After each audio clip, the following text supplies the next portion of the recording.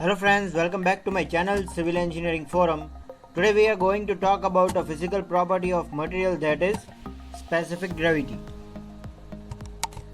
So at first we'll be going with the definition of the specific gravity, which can be defined in two ways, where our first definition is something like this.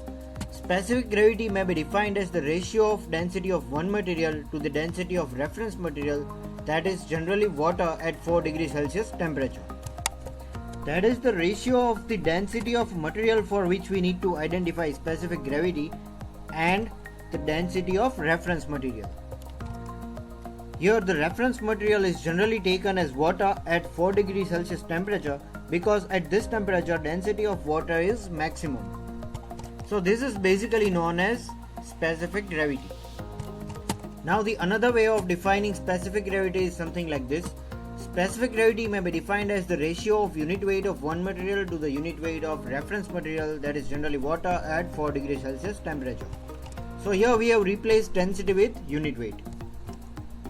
That is the ratio of unit weight of the material for which we need to identify the specific gravity and that of the reference material, which again generally it is water.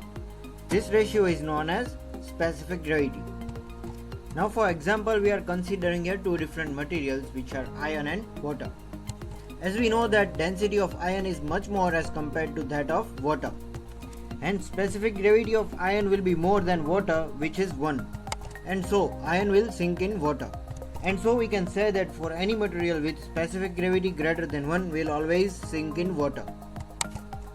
So at last we'll talk about formula and unit, where the formula of specific gravity is, as we discussed, specific gravity is equal to density of material upon density of reference material, or we can say that unit weight of material upon unit weight of the reference material, which is always abbreviated as capital G, which is equal to density of solid upon density of reference material.